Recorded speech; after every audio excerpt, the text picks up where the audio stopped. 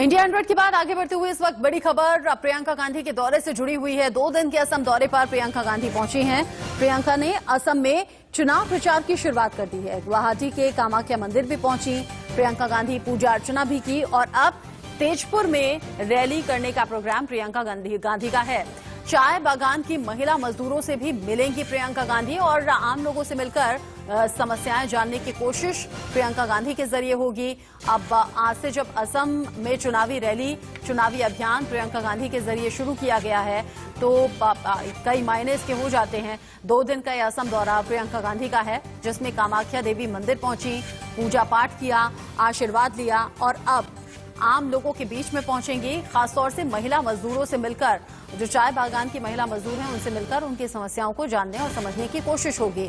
आम लोगों के बीच में पहुंचकर कनेक्शन बनाने का ये वक्त चल रहा है। ये वो वक्त है जब सभी पार्टियां पहुंच रही हैं और पुरजोर तरीके से वोट बैंक अपनी तरफ खींचने की भी कोशिश है। जब पहुंची प्रियंका गांधी, क्या कुछ कहा, सुनिए।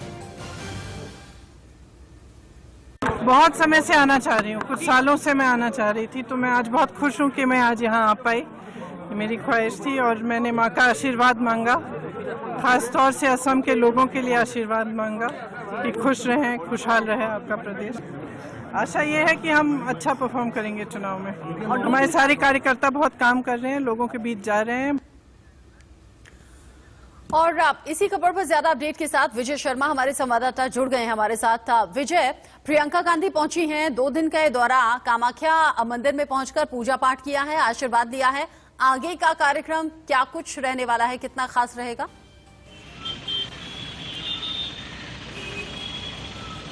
जी, साफ तौर से करना पड़ेगा। प्रियंका गांधी गुवाहाटी में एयरपोर्ट पर पहुंचने से साथ साथ सीधे मां कामाख्या दर्शन किया, मां कामाख्या का आशीष लिया। उसके बाद उनका प्रोग्राम वो सीधे रास्ते के ही कन्वे से वो जाएंगे ये विश्वनाथ चाराली यानी तेजपुर में एक जनसभा को आयोजन किया गया है कांग्रेस की तरफ से, उनको संबोधन करेगी। उसके बाद से सीधे जो आज पूरे असम में एक तरह से कांग्रेस की तरफ से असम बचाओ का एक स्लोगन चल रहा है, उसी के उसमें बेरोजगारों के असम के हर एक जिले में बेरोजगारों की समस्या को लेकर कांग्रेस हर एक जिला उपायुक्त के कार्यालय के समय धरना प्रदर्शन करेगी और लखीमपुर में धरना प्रदर्शन में सीधे तौर से प्रियंका गांधी उस पर भाग लेंगी। और उसके बाद जो चाय जनजाति के लोग हैं, जो महिला है चाय जनजाति के, उनके साथ में मत विनिमय करेगी, उनको लोगों से मिलेगी और उनकी मन की बात जानेगी। और उसके बाद से प्रियंका गांधी कहूँ जो एक गाँव में भी जाने वाली है, जो जनजाति गाँव है उनसे वहाँ भी रहेंगे और लोगों से बातचीत करेंगे। और रात की जो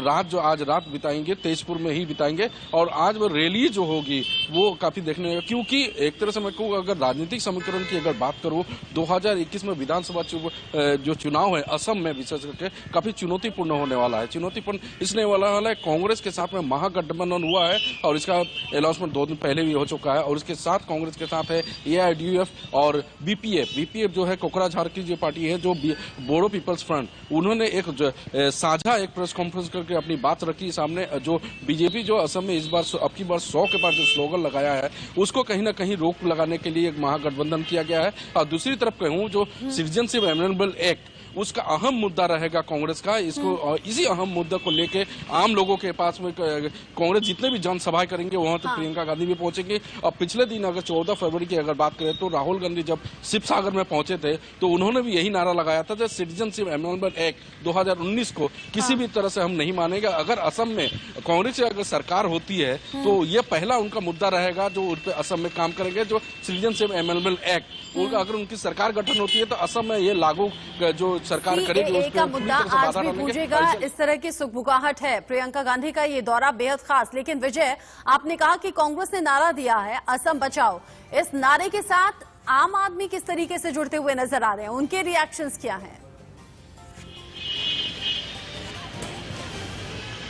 देखिए, आम आदमी एक जनसंपर्क अभियान भी एक कांग्रेस ने शुरू किया है और जितने भी प्रतिनिधि हैं असम के प्रदेश कांग्रेस कमेटी के जगह सभापति रिपुन बुढ़ा का है या फिर देवव्रत सैकिया है, एक जनसंपर्क अभियान यानी कि लोगों के डोर टू डोर जाके, दुकान हो या घर हो, वहां तक जाके लोगों को बीजेपी के कार्यकारिणी पे उसको दिखाने के लिए जो जिस तरह से एक दमन नीति, जैसे कांग्रेस ने आरोप लगाया है जो बीजेपी सरकार आने के बाद यहाँ पे दमन नीति किया गया है और बीजेपी सरकार असम में उन्नयन का स्लोगन लगा के यहाँ आई गई थी। और जो सिटीजनशिप, मैं एक ही बात बोल रहा हूँ, सिटीजनशिप अमेंडमेंट बिल एक्ट जो है पूर्ण तरीके से अहम मुद्दा रहेगा कांग्रेस का। और लोगों का कहीं ना कहीं लोग भी ये, क्योंकि 2019 में जिस तरह से लॉ एंड ऑर्डर सिचुएशन की जो खराब हुई थी असम में सिटीजनशिप अमेंडमेंट एक्ट के खिलाफ, उसी को कहीं ना कहीं अपने साथ लेके लोगों के बीच में जाना चाह रही है कांग्रेस। और उसमें आंचलिकतावाद की अगर बात करें तो सिटीजनशिप अमेंडमेंट में एक आंदोलन के बाद एक आंचलिकतावाद दल की एक लोग मांग कर रहे थे, उसके तहत जो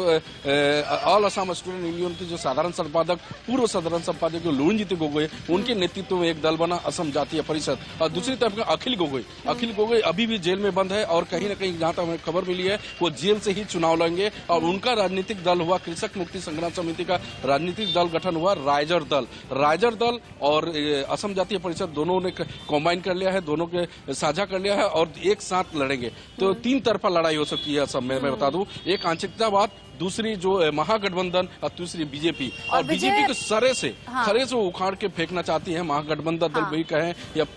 लेकिन विजय, ऐसे में जब बड़े चेहरे पहुंचते हैं रैली करने के लिए तो चुनावी रैलियों में आम आदमी का मन और मूड काफी हद तक समझ में आ जाता है। आज जब प्रियंका गांधी पहुंची हैं, 2 दिन का यह दौरा है, तो आप भी मन और मूड को जानने समझने की कोशिश कीजिएगा। फिलहाल तस्वीरें हम दिखा रहे हैं कामाख्या मंदिर में पूजा पाठ के बाद आगे प्रियंका अपने कार्यक्रम की तरफ बढ़ी है। लेकिन विजय, जब प्रियंका से सवाल पूछा गया तो उन्होंने कहा कि मैं सोच रही थी, काफी टाइम से आने का सोच रही थी, पिछले कई साल से आने का सोच रही थी, लेकिन अब आई हूं। आम लोग तो ये भी जानेंगे और समझेंगे कि चुनाव के वक्त ही क्यों नेताओं को याद आती है, उससे पहले या उससे बाद में कोई पूछने नहीं आता।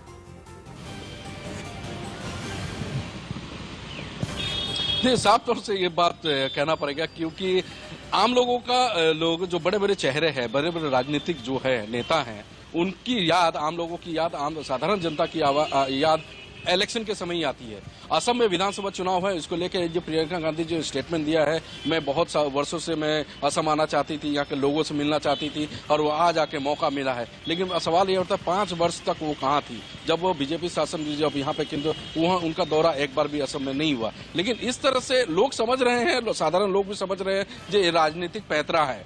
जो माँ कामाख्या का आशीर्वाद लेके उन्होंने कहा जो असम की शांति हो, आपकी भलाई हो, असम के लोग आगे बढ़े। और इसी बीच माँ कामाख्या के दर्शन के साथ ही एक तरह से कहेंगे कांग्रेस असम में एक चुनाव बिगुल बजा चुका है और नए नए चेहरे आएंगे यहाँ पे। और पिछले 1 महीने की अगर बात करें तो पिछले 1 महीने में भारत के प्रधानमंत्री नरेंद्र मोदी असम में 3 बार दौरा कर चुके हैं और उनके साथ ही साथ अमित शाह गृह मंत्री भी 3 बार असम में के दौरा कर चुके हैं। और उसके फलस्वरूप राहुल गांधी 1 बार आ चुके हैं और प्रियंका गांधी। तो आने वाला जैसे जैसे चुनाव नजदीक आएगा तो अब देखा जाएगा जो चुनाव में जिस तरह से बीजेपी के दखल से असम को मुक्त कराने की जो कोशिश है महागठबंधन और आंचलिक दल की, कितना दूर तक विजय आप कह रहे हैं कि प्रियंका गांधी ने चुनावी बिगुल फूंक दिया है, तो कांग्रेस की तैयारियां कैसी हैं ये तो जनता के जहन में होगा और 2 मई को साफ हो भी जाएगा। और बीजेपी के लिए भी ये साख बचाने का सवाल होगा, क्योंकि 5 राज्यों में जहां चुनाव होना है उसमें सिर्फ मात्र असम में ही बीजेपी की सरकार है।